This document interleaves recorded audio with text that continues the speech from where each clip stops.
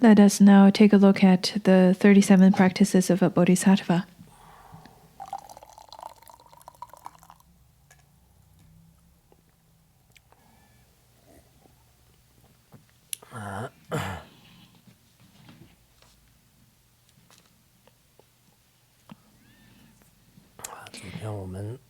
Yesterday we talked about how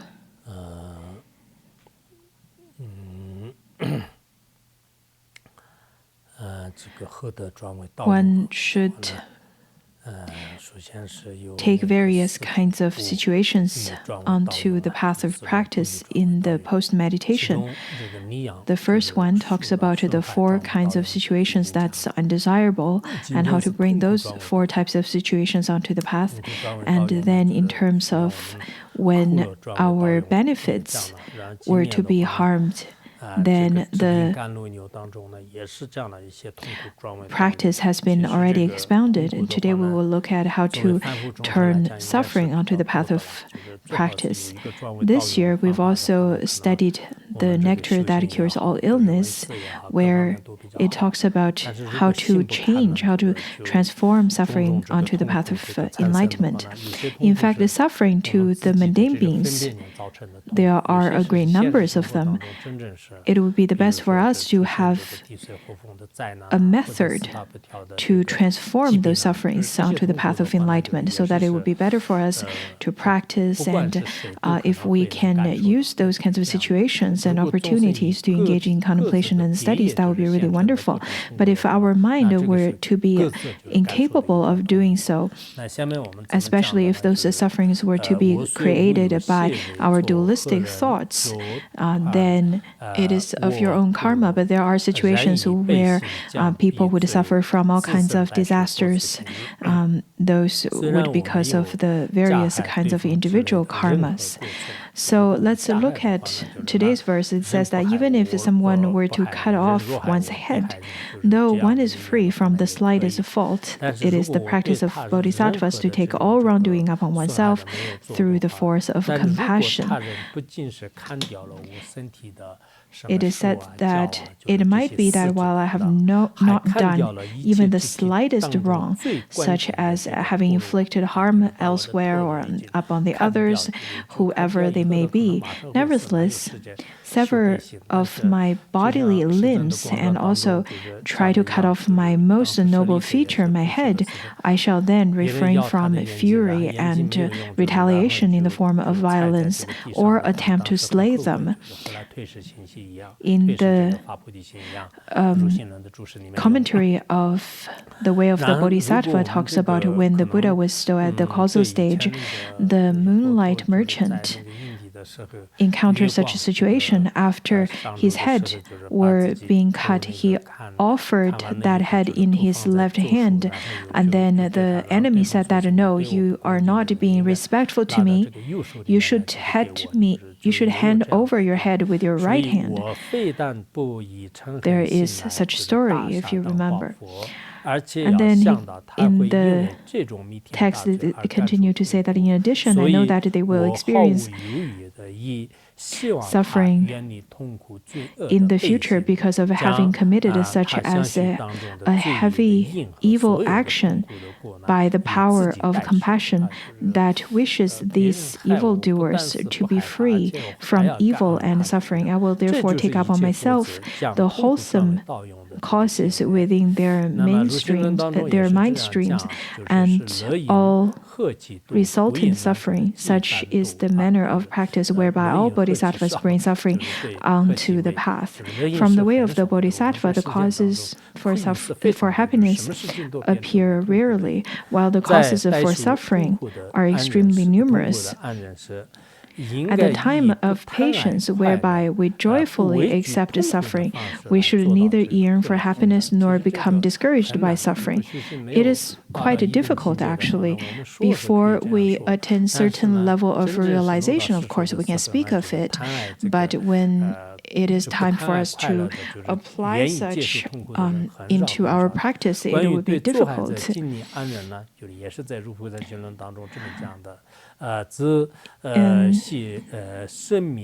And in the way of the Bodhisattva, I continue to say that if, when you are overpowered by negative emotions, you could kill even your most cherished self, how will you then ever refrain from harming the bodies of others?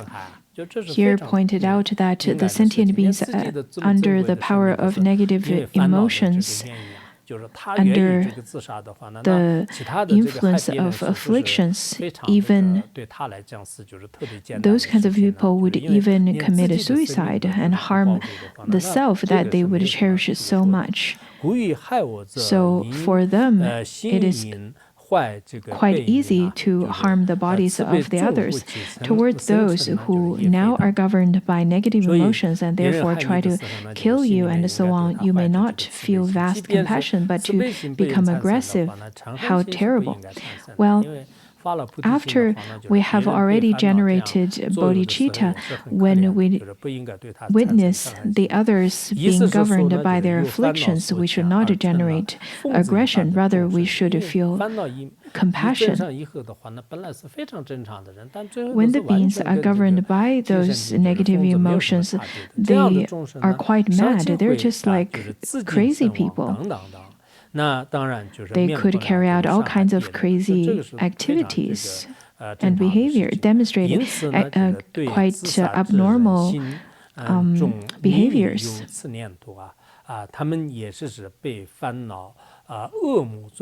Since negative emotions make people so crazy that they will even kill themselves, it is not surprising that they harm others. Therefore, since also the person who kills oneself is moreover possessed by evil spirit of negative emotions, it is appropriate to cultivate compassion, thinking how pitiful, but it is unreasonable to become angry.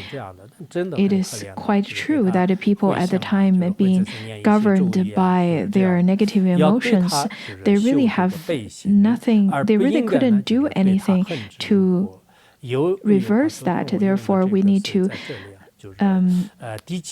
have pity upon those kinds of people, also to generate compassion.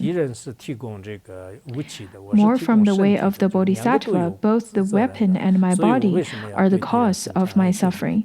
They pulled out their weapons while I held out my body. At whom then should I be angry? Well, it points out that both of you, the enemy and yourself, uphold responsibility for that situation. In such ways, it is taught that when harm befalls one's own body, one needs to remember that this is also the fault of clinging to the body as one's own.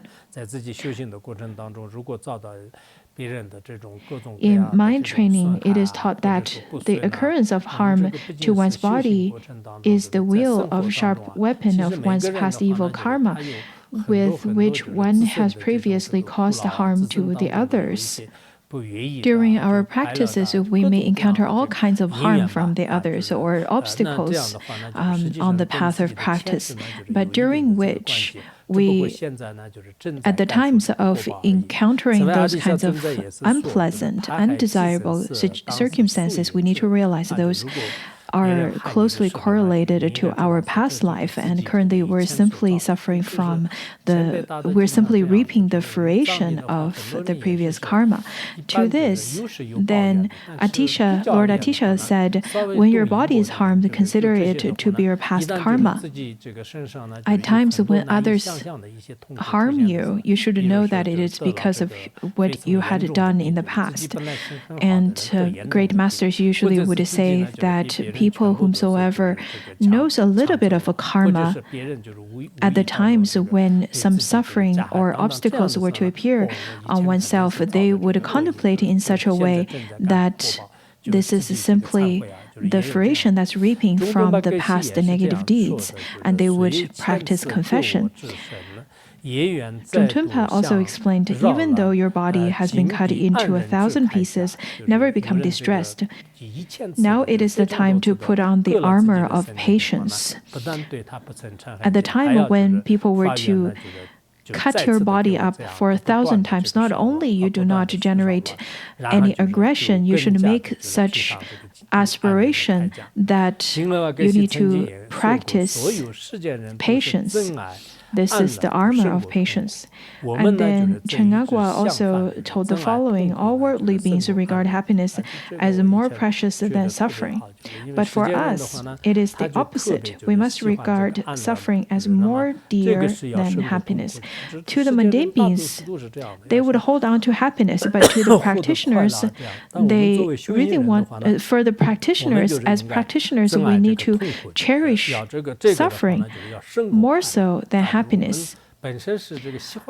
Mundane beings or sentient beings all want to be happy. This is simply normal. But we, as practitioners, are very different than the mundane beings because the practitioners would cherish suffering. People sometimes would say that, "Oh, how are you?" And the other may say that, "Oh, with the great blessings of the three jewels, of the teacher, of the Lama, I'm enjoying great health and very happy." Of course, this is really wonderful. But you should also view your adversity, all of those situations of adversity, as blessing as well. Saying that, "Oh, I'm suffering, but this is a blessing from the three jewels, and this is a blessing from the Guru, so that I can transform such obstacles onto the path of enlightenment." And for that reason, this is the blessings of the Guru and of the three jewels. This is the best way of looking at it. Do not fall into the inferior behavior where whenever you encounter any difficult situations, you started to complain and blame it onto the three jewels or the teacher. That is really a sign of without any faith, and that is not meaningful at all. To explain this, Chen Agua continued to explain extensively about the faults of attachments in defiling happiness and about the benefit of joyfully accepting suffering. Concerning the cultivation of patience through compassion and love, he explained, when, for example, a lunatic, a crazy person, causes harm to others, all those who knew him and have lived there before in the same area will not rebuke him. They will say, "Oh, how pitiful, how sad," and will not retaliate because they know that this person is crazy. In the same way, the one who harms you is a tremendous lunatic possessed by a demon of fierce negative emotions. Therefore, you should cultivate a loving kindness, thinking, "How sad," and not become angry. What a wonderful pithy instruction. But maybe because of our negative karma and our habitual tendencies, when we hear such teachings, we feel really joyful. But at the time of practicing, we completely forget about it. Dharma and ourselves still have, there's a big gap between the Dharma and ourselves. We're still very much separated from the Dharma teachings, just as how when the worldly beings would participate in meetings, and then they would speak of their goals and the bright future and so on and so forth, but they don't really practice what they preach. If, as practitioners, we were to be exactly like those beings, then it might be better for you not to study to begin with. A genuine practitioner would indeed practice all the teachings of Atisha and of the great Bodhisattvas.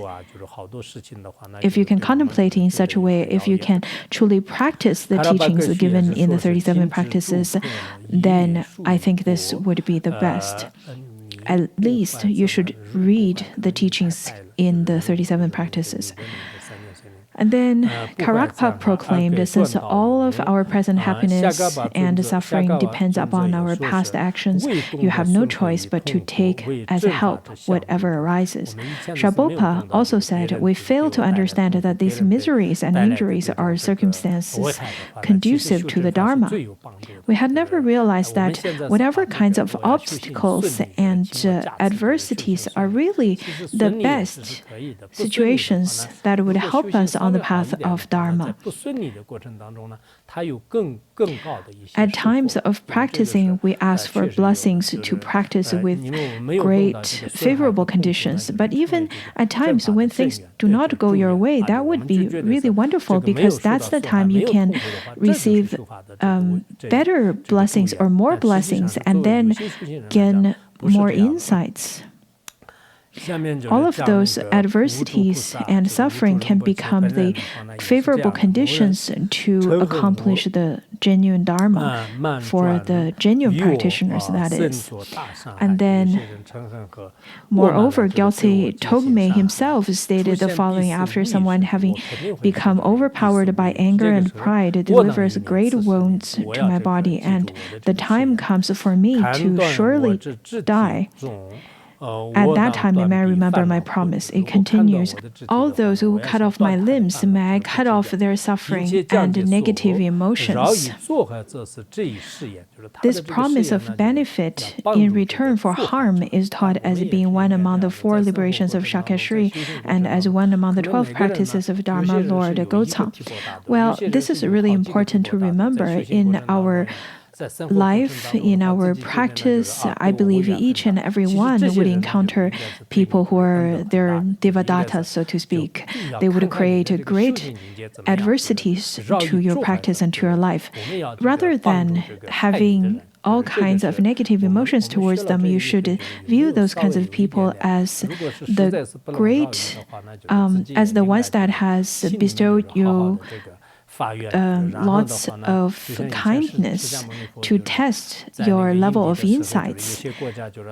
And by contemplating in such a way, you should also make the aspiration to benefit those ones who would do harm to you. After studying this, I really hope that you can remember this at the times that is needed. Just as Shakyamuni Buddha, he would practice the Dharma teaching in the causal stage when other countries started to invade his country, his land, when he was a king in the causal stage. And he made the aspiration and rededicated merit to those enemies. Now, in terms of Shakyashri, whom was a great practitioner, one of his 4 practices, this is one of his 4 major practices. I can't remember all of them. And then there is one of the 12 practices practiced by the Dharma Lord Gotang.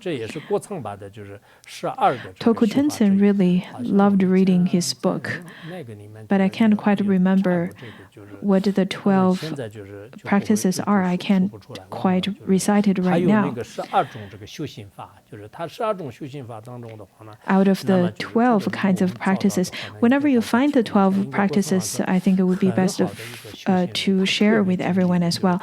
Lord Gotang is also a really wonderful practitioner, very diligent.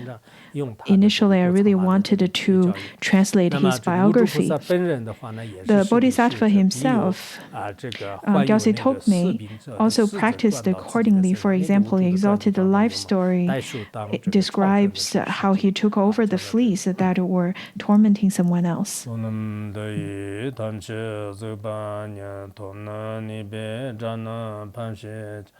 Jirga nanchi ralong chupa ye chubum solen jowa churvara sho.